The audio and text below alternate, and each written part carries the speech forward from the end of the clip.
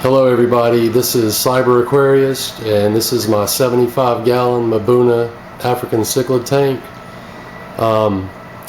First let me say that I've been keeping aquariums and tropical fish for 31 years now, and I've enjoyed every year of it. It's a truly rewarding hobby, very enjoyable, and you still have something to learn every day that you are involved with the hobby. I've worked with Marineland as a sales rep for the southeastern region for a couple years. Now this is just a hobby. I no longer work in the aquarium industry, but I still enjoy keeping fish, and I'm going to explain to you this tank, what all went into the build. First, I purchased the stand, assembled it, in a few hours. It's meant to hold a 75-gallon aquarium. It came as a kit, but it's really nice. I like the finish. It matches my hardwood floors.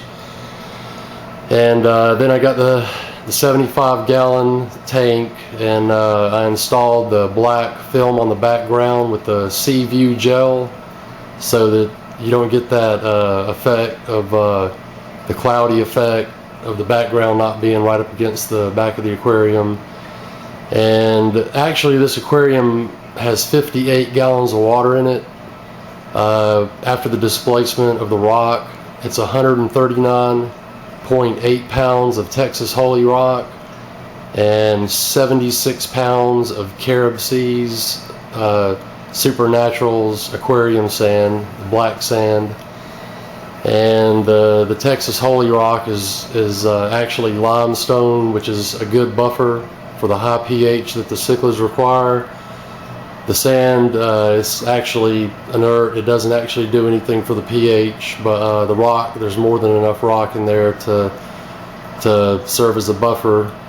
And it took quite a while, probably a month and a half, to acquire all the rock. Just finding pieces that I liked on eBay and bidding on them, and that was rather fun too. Half of the fun of keeping tropical fish is just actually building your tank, getting it the way you want it. And so it took quite some time collecting all the rock, picking all the right pieces that I thought would look good together. And the rock is stacked on a light diffuser. Some people call it an egg crate. You can get it at Home Depot for like $6 for a 4-foot by 2-foot piece. You just cut it down to the size of the aquarium, and I placed the light diffuser on the glass, and then I put down a thin layer of sand over the diffuser so that the top of the diffuser was still flush with the sand. And then I started placing the base rock. All the rock on the bottom are actually touching the diffuser, because these cichlids will dig, and you don't want them undermining a rock and having it topple over, because it could kill the fish, or even worse, bust your glass, and then you wind up with a floor full of water. So that's something you want to keep in mind when you're building a rock aquascape. And we've created a lot of caverns and caves for these fish. My children just love watching the fish interact with the rock. They'll swim in these holes, and they can go in a hole over here on the right and then wind up coming out over here in the middle. And it's just really fun to watch them interact with the rock.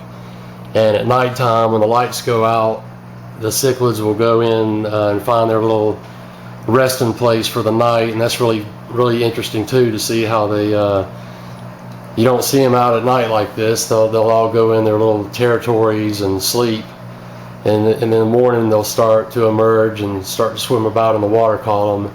So we really enjoy having this rock in the tank.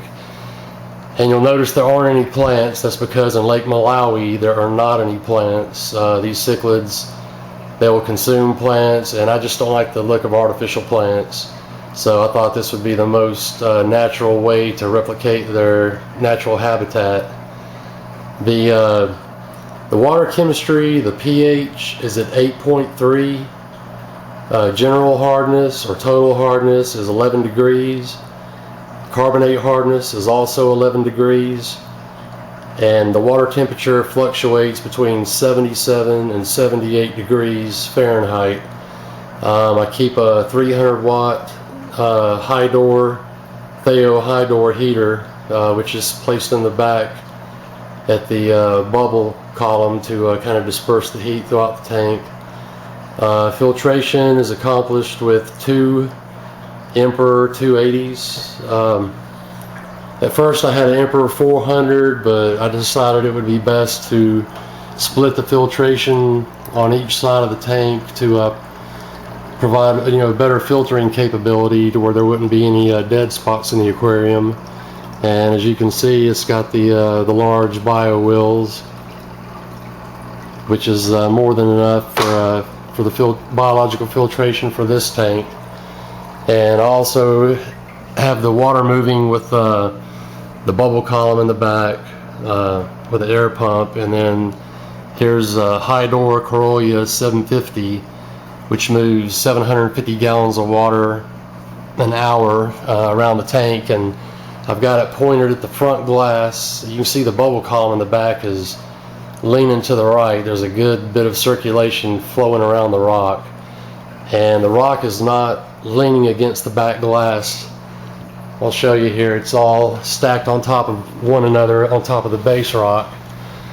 So there's a cavity back here in the back for the filtering tubes and the air stone and the heater for fish to move about.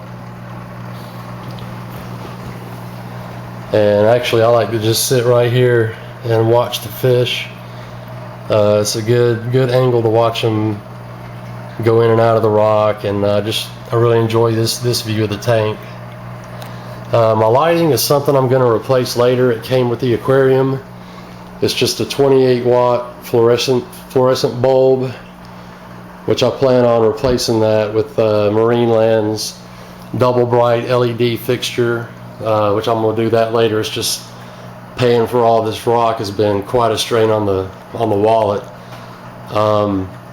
But yeah, this tank is near complete other than stocking. Right now there are 9 Mabuna cichlids in the tank and 2 catfish, 2 Synodontis catfish, and the tank still hasn't cycled. This is the 3rd day in which the fish have been in the tank.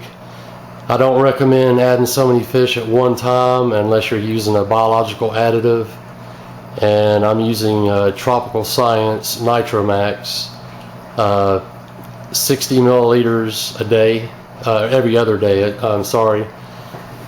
just to get a head start on the biological processes, get ahead of the nitrogen cycle. And been testing for ammonia and nitrite, and ammonia right now is holding around half or 0.50 parts per million, and nitrite is starting to creep up as of this morning at 1/4 of a part per million.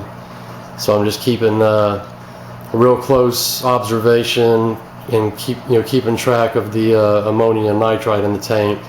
And I have water prepared to do water changes should it go any higher than that. But right now everything's looking good. I'll just show you the fish for a little bit, and at the end of this video I'll have some pictures of sort of the steps that went along in the build, the stand with the tank on it, the light diffuser, placing the sand, and some of the base rock. But anyway, I'll post some more videos later as this tank matures and as we get more fish put in here. So I hope you enjoy it.